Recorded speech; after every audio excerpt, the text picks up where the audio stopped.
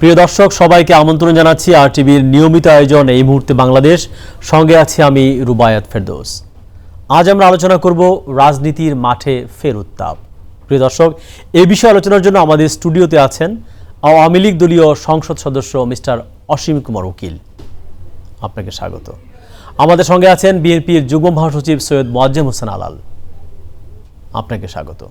প্রিয় দর্শক, অনুষ্ঠানে আপনার মতামত জানাতে কিংবা প্রশ্ন করতে ফোন করুন স্ক্রলে দেখানো নাম্বারে। অনুষ্ঠানটি একযোগে সম্প্রচার হচ্ছে ফেসবুক এবং ইউটিউবে। আমরা যাচ্ছি মূল আলোচনায়। তো প্রথমে আলাল ভাই, আপনাকে দিয়েই শুরু করতে চাই। আজকে খবরের কাগজে অনেকগুলো খবর পাওয়া যাচ্ছে, তার মধ্যে একটি হচ্ছে যে সরকারের বিরুদ্ধে ভোট কারচুপির অভিযোগ এনে সুষ্ঠু নির্বাচনের দাবিতে ৬ বিভাগীয় শহরে সমাবেশের কর্মসূচি দিয়েছে বিএনপি। আজকেও আপনারা আপনাদের নেত্রী খালেদা জিয়ার মুক্তির দাবিতে প্রেস ক্লাবে সমাবেশ করেছেন, সেই খবরটি আছে। সমাবেশের সবুজ সংকেত নিয়ে শঙ্কা, যে ১৩ ফেব্রুয়ারি থেকে বিভাগীয় শহরে ৬টি সমাবেশে ডাক দিয়েছে বিএনপি, তবে অনুমতি পাবেন কিনা এইটা নিয়ে নেতারা শঙ্কার মধ্যে আছেন, এই একটি খবর। আরেকটি হচ্ছে আওয়ামী লীগের পক্ষ থেকে বলা হয়েছে ১৫ ফেব্রুয়ারি একটা মাঠে নামার কর্মসূচি, এইটা কালের কণ্ঠে আছে, যে স্বাধীনতার সুবর্ণ জয়ন্তী এবং মুজিব বর্ষ উপলক্ষে দেশজুড়ে সভা সমাবেশ, প্রতিনিধি সভা ও গণসংযোগ কর্মসূচি নিয়ে আগামী ১৫ ফেব্রুয়ারি থেকে মাঠে নামছে ক্ষমতাসীন আওয়ামী লীগ। সব মিলিয়ে আলাল ভাই যদি বলেন যে রাজনীতির মাঠ কি উত্তাপ হচ্ছে কিনা আসলে, প্লিজ। আপনাকে ধন্যবাদ। সম্মানিত আলোচক যিনি আছেন সঙ্গে, অসীম কুমার উকিল এবং আরটিভির দর্শক শ্রোতারা যে যেখানে আছেন, সবাইকে শুভেচ্ছা। স্বাধীনতার সুবর্ণ জয়ন্তীটা তো সবার, এটা তো কোনো দলীয় বৃত্তের বা কারো একক সম্পত্তির বিষয় না। কিন্তু সে সুবর্ণ জয়ন্তীটা সুবর্ণ ততক্ষণই থাকে যতক্ষণ সেটার মধ্যে মুক্তিযুদ্ধের যে আসল তাৎপর্য, গণতন্ত্র এবং জনপ্রতিনিধিত্ব, সত্যিকার জনপ্রতিনিধিত্ব, যাদের হাতে দেশ পরিচালনার ক্ষমতা, এই দুটো মূল প্রতিপাদ্য যদি অনুপস্থিত হয়ে যায়, তখন সুবর্ণ জয়ন্তীটা বিবর্ণ জয়ন্তী হয়ে যায়। এই জায়গাটায় হচ্ছে আশঙ্কা। কারণ আমরা যে ৬টি বিভাগীয় শহরে বিএনপির পক্ষ থেকে সমাবেশ দেওয়া হয়েছে, সেটা প্রথমে হয়েছে, এবং সে হওয়ার সময়টা আপনি একটু খেয়াল করেন, এই যে জাতীয় সংসদের সর্বশেষ যে অধিবেশন, সেখানে সংসদ নেতা বললেন যে আমরা শক্তিশালী বিরোধী দল চাই, সঠিক নেতৃত্বের অভাবে প্রধান বিরোধী দল বিএনপি আজকে জনগণের কাছ থেকে বিচ্ছিন্ন হয়ে গেছে। অর্থাৎ প্রধানমন্ত্রী চাচ্ছেন যে বিএনপি প্রধান বিরোধী দল এটা শক্তিশালী হোক।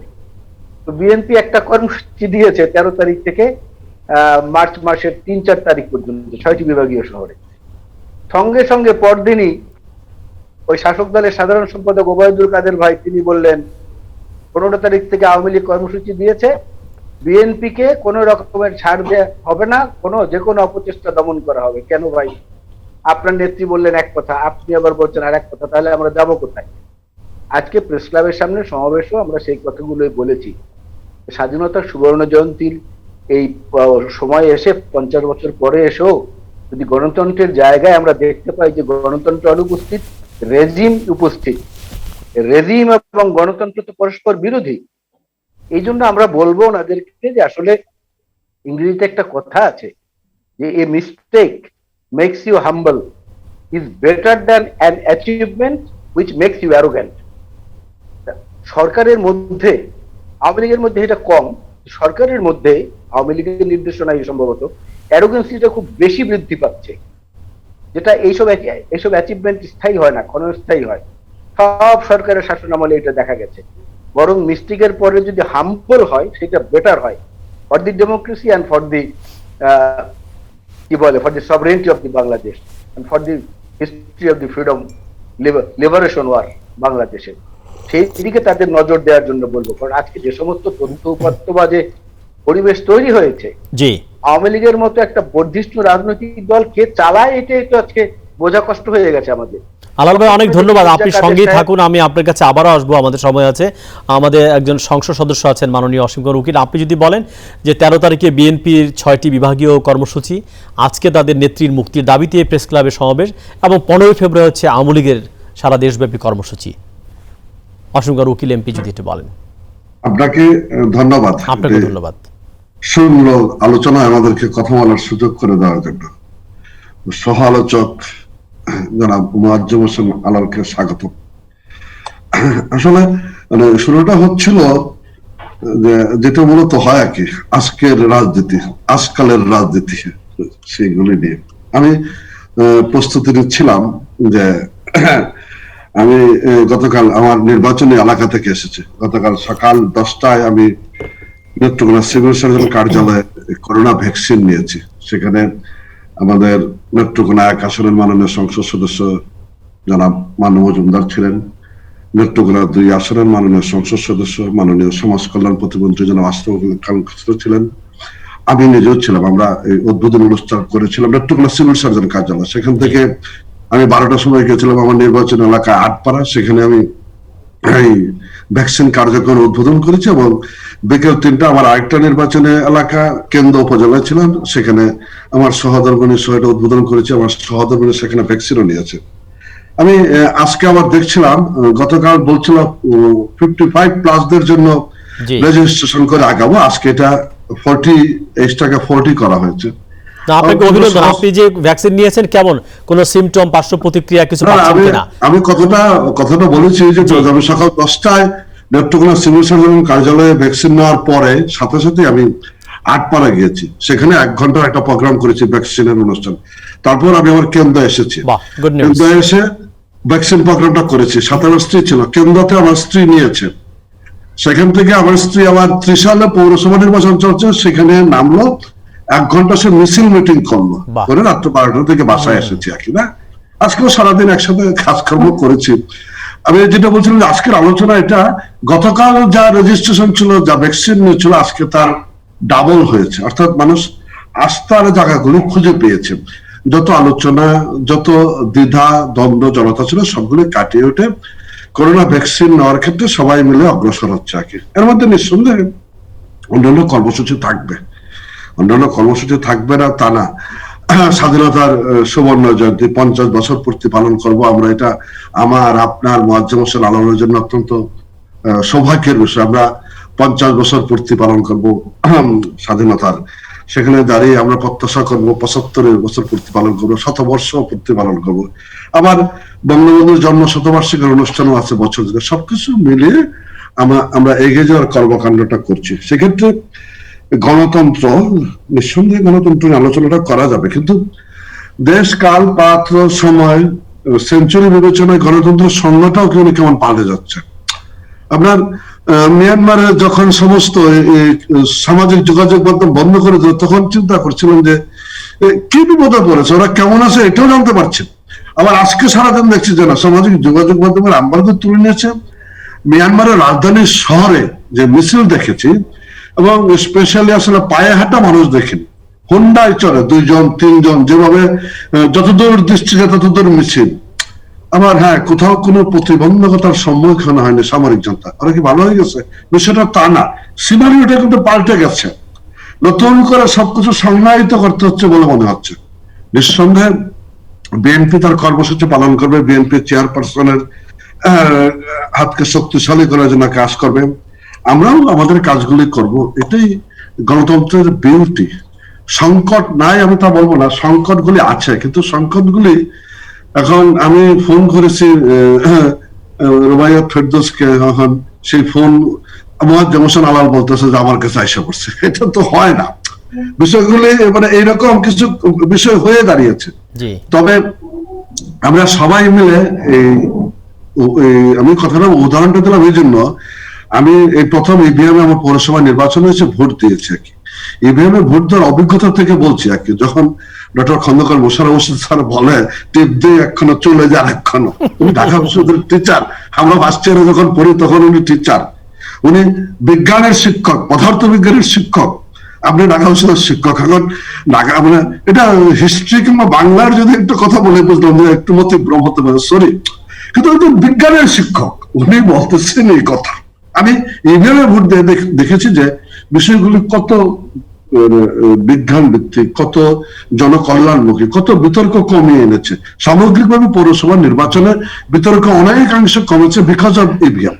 আমি সেখান থেকে দাঁড়িয়ে বলি যে প্রোগ্রাম দিয়েছে বিএনপি, প্রোগ্রামটা দেবে কিনা, প্রোগ্রামটা পালন করবে কিনা, সেটাই বরঞ্চ আমাদের দেখার বিষয়। আর মুয়াজ্জেম হোসেন আলাল ভাই, আমি কথা বলছি, আমার কথা বৃষ্টি, আপনিও কথা বলবেন, উত্তর দিবেন কিংবা দিবেন না। এটাই স্বাভাবিক। আমার দলের সাধারণ সম্পাদক মানে উনি তো রাজনীতির সকল পরীক্ষায় উত্তীর্ণ হওয়া একজন ত্যাগী মানুষ, পরীক্ষিত মানুষ। ৭৫ বঙ্গবন্ধুর রক্তে মাখা বাংলাদেশে দাঁড়িয়ে সামরিক শাসন মোকাবেলা করে জেলখানার অভ্যন্তর থেকে বাংলাদেশ ছাত্রলীগের সভাপতি হয়েছিলেন। তারপর থেকে তার পথ চলা থামেনি। গ্রেনেড হামলা আক্রান্ত হয়েছে একজন, সেই গ্রেনেডের স্প্লিন্টার এখনো গায়ে আছে। উনি মাঝখানে আসলে পরম করুণাময়ের আশীর্বাদ এবং আমাদের সকলের দোয়ায় উনি মৃত্যুর মুখ থেকে ফিরে এসেছেন। করোনাকালেও সমস্ত কাজকর্মগুলো করেছেন। রাজনীতিতে কথার পৃষ্ঠে কথাটা থাকবে, সেটা আমি কতদূর নিয়ে যাব সেই বিষয়ে। অনেক ধন্যবাদ অসীম কুমার উকিল, আমি আপনার কাছে আবারও আসবো, আমাদের সময় আছে। মোয়াজ্জেম হোসেন আলাল যদি বলেন ইভিএম ভোট, পৌরসভা নির্বাচন সব মিলিয়ে অসীমদা যেটা বললেন যে কথার পিঠে কথা, নাকি আসলে গণতন্ত্রের বিউটি নিয়ে আমরা কথা বলবো আসলে, প্লিজ। আমরা আসলে গণতন্ত্রের বিউটি নিয়েই কথা বলবো। কথার পিঠে কথা বললে মানুষের কাছে, রাজনীতিবিদদের বর্তমান যে অবস্থা, সাধারণ মানুষের কাছে মুখে তারা বলুক আর না বলুক, অনেক অনেক ক্ষেত্রে এটা একটা মানে তুচ্ছ তাচ্ছিল্যের ব্যাপার হয়ে দাঁড়িয়েছে। সাধারণ মানুষের জীবনের যন্ত্রণায় বিরক্ত হয়ে তারা সমস্ত দোষ রাজনীতিবিদদের দিচ্ছে। এটা যে শুধু শাসক দলের উপর একার উপর পড়ছে তা নয়, বিরোধী দল হিসাবে আমাদেরও দায় দায়িত্ব সেখানটায় রয়েছে। এবং বাংলাদেশে এখন পর্যন্ত নির্বাচনের মাধ্যমে হোক, আধা নির্বাচনের মাধ্যমে হোক, জনপ্রতিনিধির নাম যাদের গায়ে লাগছে তাদেরকেই জবাবদিহিতা করতে হচ্ছে, অন্য কারো তো জবাবদিহি নাই। আজকে গাছের লতা পাতা, নদীর ঢেউ, বাতাস, আকাশ, মানে মাটি, পাহাড়, পর্বত সব আওয়ামী লীগ হয়ে গেছে। লক্ষ্যটা ভালো না। ৭২-৭৫ আমরা দেখেছিলাম যে সবাই আওয়ামী লীগ হয়ে গেছে, এটা ঠিক না। এবং এই কারণে অনেক সময় দেখা যায় যে জোর করে সত্যকে চাপা দেওয়ার চেষ্টা করা হয়। আমি যেটা বলেছিলাম যে ওই যে হাম্বল হওয়াটা অনেক জরুরি, ফেল করে, মিস্টেক করে, কিন্তু অ্যারোগেন্সি, অ্যাচিভমেন্টের পরে অ্যারোগেন্সি, এটা ভালো না। সেটা আওয়ামী লীগের মধ্যে না হলেও প্রশাসনের মধ্যে আমরা সেটা দেখতে পাচ্ছি। আজকে দেখেন আওয়ামী লীগ নামে দলটি কিন্তু রাজনীতির মাঠে ওইভাবে অ্যারোগেন্সি নিয়ে নাই, কিন্তু আছে কারা? পুলিশের এক অংশ, র্যাবের এক অংশ, সিভিল ব্রোকারদের এক অংশ, নির্বাচন কমিশনের এক অংশ। জি মজুমা, আমরা দেখলাম যে আপনি দেখেছেন যে স্বাস্থ্য সচিবের সঙ্গে কিশোরগঞ্জের এমপির এক ধরনের বাদানুবাদ এবং এসি ল্যান্ডকে পানিতে ফেলে দেওয়া, সেই ঘটনা কিন্তু ঘটেছে। মানে আমলাদের সঙ্গে রাজনীতিবিদদের কিন্তু একটা দ্বন্দ্ব তৈরি হয়েছে, এই ব্যাখ্যাটা যদি করেন একটু। না, জি হ্যাঁ, আমি সেইটাই বলছি যে আমি একটা কথাই শুধু বলি, এই ভোটে, পৌর ভোটের ব্যাপারে চট্টগ্রাম সিটি কর্পোরেশনের নির্বাচনে বিএনপি প্রার্থী জামানত হারায়, এটা বিশ্বাসযোগ্য? একজন কাউন্সিলরও বিএনপির ধানের শীষ বা বিএনপি সমর্থিত কাউন্সিলর নির্বাচিত হয় না, এটা মানুষ বিশ্বাস করবে বললেই আমি আর কোনো ব্যাখ্যায় গেলাম না। ৪২ জন বিশিষ্ট নাগরিক মহামান্য রাষ্ট্রপতির কাছে যে প্রেয়ার গুলো দিয়েছেন, আর কোনো সারা শব্দ ভালো মন্দ কিছু নাই, এটা থেকে তো বিশ্বাসযোগ্যতা অর্জন করা যায় না। স্বাস্থ্য সচিব তার জীবনের নিরাপত্তা নিয়ে র্যাবের প্রহরায় ঢাকায় চলে এসেছে, তার সঙ্গে সহকারী কমিশনারকে মেরে পুকুরে ফেলে দেওয়া হয়েছে। আবার আর এক এমপি পুলিশের ওসিকে ফোন করে বলছেন থানায় আপনি নিজে বোমা মেরে ওই পরিবেশবিদের নামে মামলা দেন। আবার এক এমপি বিদেশে কারাদণ্ড প্রাপ্ত হয়েছে, তার স্ত্রী এবং সে আওয়ামী লীগের নির্বাচন মন্ডলী যারা মনোনয়ন দেন তাদেরকে আর্থিক সুবিধা দিয়ে তারপরে মনোনয়ন নিয়ে আওয়ামী লীগের প্রার্থীকে পরাজিত করে তারা নির্বাচিত হয়েছে। এখন পর্যন্ত তাদের সংসদ সদস্য পদও আছে। এই যে আমরা কখনো কখনো দেখি রিক্সন চৌধুরী, কখনো কখনো দেখি এই যে পৌরসভার মেয়র মির্জা আব্দুল কাদের, কখনো কখনো দেখি শামীম ওসমান, দলের ভেতরের যে উচ্ছেদ কথাগুলো তারা বাইরে নিয়ে আসছেন, এগুলো তো ভালো না। আজকে আমি যেটা বলছিলাম যে জাতীয় নেতা শেখ মুজিবুর রহমান সাহেবের জন্ম শতবার্ষিকী, হ্যাঁ, we salute this leader, he is our national leader. তার জন্ম উৎসব পালনের জন্য আওয়ামী লীগের মধ্যে এত বড় বড় সিনিয়র নেতারা থাকা সত্ত্বেও সচিবকে দেয়া হলো সেটা প্রধান করে, বিভিন্ন সাব কমিটিতে দেওয়া হলো প্রধান করে সমস্ত এই যে আমলাদেরকে। রাজনীতিবিদদের গুরুত্ব তো শাসক দলের প্রধান যিনি তিনিই কমিয়ে দিচ্ছেন। কমিয়ে দেওয়ার কারণে আশকারা পেয়ে গেছে প্রশাসন, তারা এখন যেখানে সেখানে তাদেরকে হেনস্থা করছে, আবার এমপিরা করছে।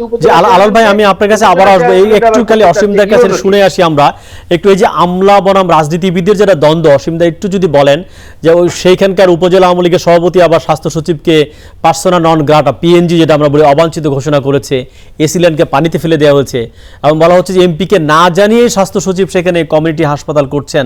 তো এটা একটা থ্রেট ফিল করছে কিনা যে এই লোক আবার পরে অবসরের পরে এমপি হয়ে যাবে কিনা, এরকম কিন্তু অনেক ঘটেছে। আপনি নিজেও একজন এমপি, এই ধরনের দ্বন্দ্ব ফিল করেন কিনা আসলে? না, মানে কিশোরগঞ্জ জেলার কটিয়াদি উপজেলাতে যা যা ঘটেছে সবকটাই খুব নিন্দনীয়। এটা কাঙ্ক্ষিত হতে পারে না। এটা রাজনীতির জন্য কোনো শুভবার্তা বয়ে আনে না। আমি এই ঘটনার নিন্দা করছি। আমরা দলীয়ভাবে বিষয়টা অবশ্যই দেখছি, তবে জাস্ট আপনার আলোচনার সুবিধার্থে বলি, এখানে দুইজন আমলার ঘটনা, একজন সাবেক আমলা, জি একজন বর্তমান আমলা। ওই এলাকার এমপি মাননীয় সংসদ সদস্য জনাব নূর মোহাম্মদ একদা পুলিশের আইজিপি ছিলেন, জি পরে সিনিয়র সচিব হিসেবে বিদেশে মিশনের দায়িত্ব পালন করেছেন। রিটায়ারমেন্টে গিয়ে উনি এমপি হয়েছেন। ওটা উনি সাবেক আমলা। সেই জন্য উনি ভয় পাচ্ছেন কিনা যে এই বর্তমান আমলা আবার তার জায়গায় নিয়ে ফেলে কিনা, যেহেতু সে আমলা থেকে এমপি হয়েছে। আমি আমি কথাটা মানে আরেকটা স্টেপ বলি আর কি। নিশ্চয়ই নিশ্চয়ই। ওনারা উভয়ই ঢাকা বিশ্ববিদ্যালয়ের ছাত্র। জনাব নূর মোহাম্মদ যিনি এমপি, উনি মহসিনুলের ভিপি ছিলেন নাকি। উনি যে সংগঠন থেকে ভিপি নির্বাচিত হয়েছিলেন, জনাব মান্নান সেই সংগঠনের একজন নেতা। রাজনৈতিক ভাবে জি তো এখন কি হলো, কেন হলো, এখন কি এক ঘরে দুই পীর হয়ে গেল কিনা? দাদা এই আলোচনা করবো, কিন্তু বিরতির পরে এসে আমি আপনার কাছে আসবো এই আলোচনা শুনবো আমরা দ্বন্দ্বের কারণটাকে। আপনি নিশ্চয়ই ভেতরে অনেক খবর জানেন, আমাদেরকে শোনাবেন, দর্শকরা অপেক্ষা করছে। প্রিয় দর্শক, এই মুহূর্তে বাংলাদেশে আমরা ছোট্ট বিরতি নিচ্ছি। আমরা কথা বলছিলাম রাজনীতিতে ফের মাঠ উত্তাপ। আমাদের সঙ্গে থাকুন, একটু পরেই আমরা ফিরে আসি আলোচনায়।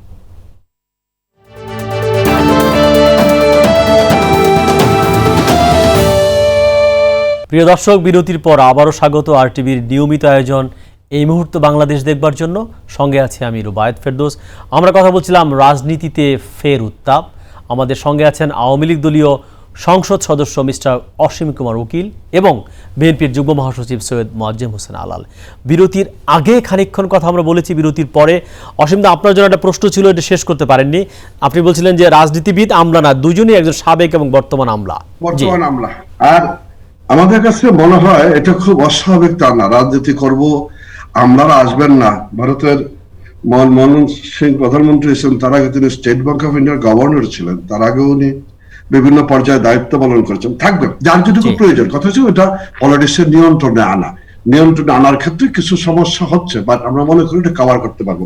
আমি সৈয়দ মোয়াজ্জেম হোসেন আলাল যেটা বলছিলাম যে বঙ্গবন্ধুর জন্মশতবার্ষিকীর উদযাপন কমিটি প্রধান করা হয়েছে একজন আমলাকে দিয়ে। আসলে মানে একটু আপনাকে ক্লিয়ার করার জন্য বলি, বঙ্গবন্ধুর জন্ম শতবার্ষিকী কেন্দ্রীয় উদযাপন কমিটি হয়েছে একটা, যার প্রধান হলেন আমাদের নেত্রী মাননীয় প্রধানমন্ত্রী শেখ হাসিনা। ওটার সদস্য সচিব কামাল নাসির চৌধুরী।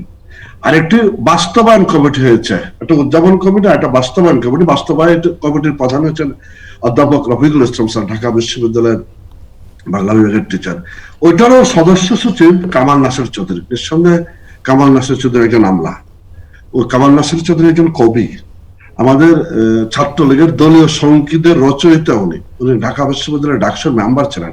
আমি এটা আমলাতন্ত্রের পক্ষে বিপক্ষে ব্যাপারটা বলছি না, আমি বলছি যে এটা যোগ্যতা অনুযায়ী একজনকে দেওয়া হয়েছে জন্মশতবার্ষিকীর প্রোগ্রামগুলি পালন করার জন্য, কতটুকু দরকার, কি কি দরকার, এগুলি বোঝার জন্য। আর আমি আরেকটা জিনিস বলবো, চট্টগ্রামে 41 জন কাউন্সিলরের মধ্যে একজন কাউন্সিলর কেন নির্বাচিত হতে পারেনি, সেই বিষয়টা নিয়ে আরো অনুসন্ধিৎসু গবেষণা করা দরকার বলে আমার কাছে মনে হয়। কেবলমাত্র আমার উপরে দোষটা চাপিয়ে মোয়াজ্জেম হোসেন আলাল ভাইয়ের পক্ষে অগ্রসর হওয়াটা কঠিন। আমি এই মুহূর্তে রাজনীতির বিষয়টা বলতেছিলাম আর কি, যে আমি ভ্যাকসিনের আলোচনাটা শুরু করেছিলাম। আমি প্রকারান্তরে আমি আলাল ভাইকে এই আলোচনা আহ্বান করেছিলাম, কিন্তু উনি আসেন। আমি সেই জায়গাটাতে বলতে চাচ্ছি যে সমস্যাটা এই জায়গাতে একই, মানে অনেক কথা আগে হয়েছে, সেই সমস্ত আলাপে গেলাম না। আজকে এটা খুশি হতাম যদি আমরা নিউজটা দেখতাম যে বিএনপির চেয়ারপারসন উনি অমুক জায়গায় ভ্যাকসিন নিয়েছেন, বিএনপির যুগ্ম মহাসচিব মোয়াজ্জেম হোসেন আলাল বঙ্গবন্ধু শেখ মুজিব মেডিকেল বিশ্ববিদ্যালয় থেকে ভ্যাকসিন নিয়েছে। এই জায়গাটা ওনারা টোটালি এই প্রোগ্রামটাতে অ্যাবসেন্ট, এই ভ্যাকসিন নেওয়ার প্রোগ্রামটা। অথচ ভ্যাকসিন কোত্থেকে আসবে, কে আমদানি করবে, রেট কত, এইগুলি নিয়ে যেভাবে আলাপ আলোচনা জায়গাটা জমিয়ে তোলা হয়েছিল, এটা মনে হয়েছিল বাদ কাবাদ। এটা কেবলমাত্র অনেক ধন্যবাদ অসীমদা। আলাল ভাই যুক্ত হয়েছেন, আলাল ভাই যদি একটু বলেন এতক্ষণের আলোচনার প্রেক্ষাপটে। মোয়াজ্জেম হোসেন আলাল। না, এতক্ষণ আলোচনার প্রেক্ষাপটে আমার কথাটা হচ্ছে যে আওয়ামী লীগ তো সবচেয়ে একটা বর্ধিষ্ণু রাজনৈতিক দল, বাংলাদেশের সবচেয়ে বেশি বছর বয়সী এবং সবচেয়ে বেশি সময় দেশ পরিচালনাকারী, যেভাবেই হোক সেটা নিয়ে অনেক বিতর্ক থাকতে পারে, সেই দলটির মধ্য থেকে অন্য দলের ত্রুটিগুলো যেগুলো তার চেয়ে বেশি ত্রুটি দেখা দেবে, এটা তো কাম্য না। সেই জায়গাটাই হলো আমার প্রশ্ন। আমলারা এবং রাজনীতিবিদরা সেই জায়গাটায় আমলারা আস্কারাটা কখন পায়? যখন রাজনীতিবিদদের মধ্যে দুর্বলতাটা খুঁজে পায়, তারা আমলাদেরকে ব্যবহার করে নিজেদের ক্ষমতাকে সংহত করার জন্য, তখন তারাই আস্কারাটা পায়, এবং পায় বলে তখন একে অন্যের উপরে চড়াও হয়। এবং শুধু এখানেই তো না, উপজেলা চেয়ারম্যান এবং ইউনিয়নের মধ্যে দ্বন্দ্ব সংঘাত আছে, আপনি জানেন, তারাও ডেমনস্ট্রেশন দিয়েছেন। এই স্বাস্থ্য সচিবের ব্যাপারে বিসিএস অ্যাডমিনিস্ট্রেশন তারা ডেমনস্ট্রেশন দিয়েছেন। এর আগে এসকে সিনহা, এর আগে মেজর সিনহা হত্যাকাণ্ডের পরে বিবৃতি, পাল্টা বিবৃতি, দাবি দাওয়া অনেক কিছু আমরা শুনেছি। পুলিশ চার্জশিট দেয়, র্যাব সেটাকে ফাইনাল রিপোর্ট দেয়, র্যাব চার্জশিট দেয়, পুলিশ সেটাকে ফাইনাল রিপোর্ট দেয়। এই যে এলোমেলো অবস্থা প্রশাসনিক ক্ষেত্রে, এই এলোমেলো অবস্থাটা তো ভালো কোনো লক্ষণ বহন করে না। এই এলোমেলো অবস্থার কারণে নির্বাচন কমিশনে এটার প্রভাব পড়েছে, সেখানেও এলোমেলো অবস্থা, যার যেভাবে খুশি হাতে লেখা রায় ইভিএম এর পরে হাতে লেখা রিপোর্ট তো গ্রহণযোগ্য না। হাতে লেখা রিপোর্ট নিয়েও দেখেছি রেজাল্ট ঘোষণা করা হয়েছে, তারপরে দেখা যায় যে ইভিএম এ রেজাল্ট হয় নাকি 3-4 ঘন্টার মধ্যে, সিসি বলেছেন। সেখানে রাত 2টা বাজলেও নির্বাচন কমিশনের কাছ থেকে ফলাফল আসছে চট্টগ্রাম সিটি কর্পোরেশনের নির্বাচনে। এরকম অন্য অন্য জায়গায় হচ্ছে। বলা হচ্ছে যে যারা নৌকায় ভোট দিবেন না তাদের কেন্দ্রে আসার দরকার নাই, পুলিশ কোনো ব্যবস্থা নিচ্ছে না। এসপি সাহেব স্বতন্ত্র প্রার্থীকে মাদারীপুর থেকে ধরে গাড়িতে উঠিয়ে ওসি থেকে ধরে এনে এসপি নিজের কাস্টডিতে এনে তারপর ঢাকায় তাকে আওয়ামী লীগের সাধারণ সম্পাদক সাহেবের কাছে হাজির করেন। এগুলো আমরা কি দেখছি? এগুলো আমরা দেখছি কি সুবর্ণ জয়ন্তীতে এসে? এই জন্য বলছি যে সুবর্ণ জয়ন্তীকে বিবর্ণ জয়ন্তীতে পরিণত করার কোনো ষড়যন্ত্র হচ্ছে কিনা সেটা রাজনীতিবিদদেরই মিলে দেখা উচিত, রাজনীতিবিদদের নেতৃত্বেই দেখা উচিত। সেখানে অন্যদের প্রবেশাধিকারটা একটু পেছনে রাখলে ভালো হয়, সামনে তাদেরকে এতটা ঠেলে না দিয়ে। সেটা শুভ লক্ষণ হবে, অতীতেও বিভিন্ন সময় দেখা গেছে।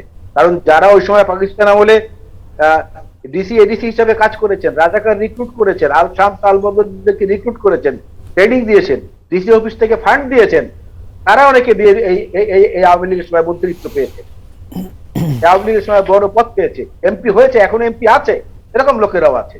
সুতরাং আমলা বলতে সব আমলা না, দেশপ্রেমিক ভালো সৎ আমলারা আছে না, তাদের কথা নিয়ে তো কেউ কিছু বলছে না। জি, অনেক ধন্যবাদ। অসীম দা যদি একটু বলেন শেষ 2 মিনিট, আমরা শেষ পর্যায়ে। আমরা উদাহরণ আশা করি অসীম দা শেষ 2 মিনিট যদি একটু বলেন যে আমরা সামনে তাকাবো কিভাবে। জি না, আমি বলছি যেটা রাজনীতির আসলে একটি মেরুকরণ হচ্ছে, যেটা পজিটিভ মেরুকরণ। সবকিছু মিলে করোনা কালে দৃশ্যপটটা সারা পৃথিবীর পাল্টে গেছে, বাংলাদেশেরও পাল্টে গেছে। সেখানে রাজনীতির পরিবর্তনটা আসছে। বিএনপি তাদের দলীয় কর্মসূচি নিয়ে আস্তে আস্তে মাঠে আসছেন। আমরাও সবাইকে নিয়ে চলার জন্য প্রয়োজনীয় পদক্ষেপ গ্রহণ করছি। বঙ্গবন্ধুর জন্মশতবার্ষিকী, স্বাধীনতার সুবর্ণ জয়ন্তী, এই সবকিছু মিলে আমরা বছরব্যাপী একটা উৎসবের দেশ হিসেবে পরিণত করতে চাই আমরা বাংলাদেশটাকে। সেক্ষেত্রে নিঃসন্দেহে এই উৎসব আমরা কেবলমাত্র আওয়ামী লীগেরা করবে তা না, এদেশের দেশবাসী করবে। স্বাধীনতার সুবর্ণ জয়ন্তী দেশবাসী পালন করবে। যারা পালন করবে না তারা পিছিয়ে পড়বে। এই বস্তুকে আছে, দেশকে যারা ভালোবাসে তারা দেশের সুবর্ণ জয়ন্তী পালন করবে, বঙ্গবন্ধুর জন্মশতবার্ষিকী পালন করবে দেশের মানুষ সর্বকালের সর্বশ্রেষ্ঠ। এখন বিএনপির যে কর্মসূচি সেগুলোকে তারা পালন করতে পারবে সঠিকভাবে? এই 13 তারিখে বিএনপির সেটাও পারবে কিনা? অনেক প্রোগ্রাম হচ্ছে, তাদের মধ্যে আশঙ্কা দেখা দিয়েছে আর অনুমতি পাবে কিনা 6টি বিভাগীয় শহরে? এই আশঙ্কা গুলি নিয়ে তো আমাদের রাজনৈতিক অঙ্গন, আশঙ্কা মুক্ত তো আমরা করতে পারি না। আমি বলছিলাম যে কথাটা, যে 41 জন কাউন্সিলর একজনও পাস করতে পারে নাই, কেন? অসীম উকিলের দোষ। এই কথা যদি বলে শাহ মোয়াজ্জেম হোসেন আলালের পক্ষে অগ্রসর হওয়া কঠিন, সেখানে আয়নার সামনে দাঁড়াতেও হবে। অনেক ধন্যবাদ অসীম দা আসবার জন্য, কথা বলবার জন্য। আলাল ভাই আপনাকে দিয়ে শেষ করব, প্লিজ শেষ কিছু বলবার আছে কিনা? আমি যেটা সবশেষ যেটা বলতে চাচ্ছি, আমার কথা সূত্র ধরিয়ে বলছি, আমি কিন্তু শিফট করছি না। যেমন আল জাজিরায় যে প্রতিবেদনটি প্রচারিত হলো, সেটার পরে আমরা দেখেছিলাম নিক্সনের যে ওয়াটার গেট কেলেঙ্কারি, প্রেসিডেন্ট অল আর প্রেসিডেন্টস ম্যান, এখন প্রাইম মিনিস্টারের মেন্স বলা হয়েছে। সেই জায়গাটাকে ফুৎকার দিয়ে উড়িয়ে না দিয়ে কোন কোন জায়গায় ত্রুটি আছে, আমাদের দেশের সম্মান নষ্ট হয়েছে কিনা সেই ব্যাপারে অগ্রাধিকার দেওয়া উচিত। সেই জায়গায় আমারও দায়িত্ব রয়েছে এবং সরকারেরও দায়িত্ব রয়েছে। যদি বিএনপির সভা সমাবেশ গুলো করতে দেওয়া হয় ঠিক মতো, আল জাজিরা দেশের ক্ষতি করলে আমরাও তো সেটা প্রতিবাদ করবো। তো তার অর্থ এই নয় যে ইদি আমিনের মতো বলতে হবে যে হ্যাঁ দেশে মতামতের স্বাধীনতা আছে, মতামত দেওয়ার পরে কি হবে সেইটার কোনো স্বাধীনতার গ্যারান্টি আমি দিতে পারি না। এটা জি। বলে সব দাবিয়ে রাখা এটা ঠিক হবে না। অনেক ধন্যবাদ মনে হয় মজিদ হোসেন সেটি আলাল এবং করতে হবে। অসীমন উকিল তাদের দুজনকে আসবার জন্য, কোথায় কথা কি বলবার ব্যবস্থা জন্য। নেওয়া এই দরকার আলোচনা সেটি নিশ্চয়ই সামনেও চলবে। আপনারা সবাই ভালো থাকুন, সবাই ভ্যাকসিন দেওয়া শুরু করুন এবং আজকের মতো অনুষ্ঠান শেষ করছি। সামাজিক দূরত্ব বজায় রাখুন এবং আমি যেভাবে মাস্ক ব্যবহার করি সেভাবে সবাই মাস্ক পরে থাকুন।